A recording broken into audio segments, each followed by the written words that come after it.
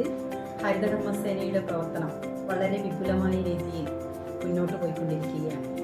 തോൽപ്പുഴ ഗ്രാമപഞ്ചായത്തിനെ സംബന്ധിച്ചിടത്തോളം 45% ഗോത്രവിഭാഗത്തിലുള്ള ആളുകൾ താമസിക്കുന്ന ഒരു പഞ്ചായത്താണ്.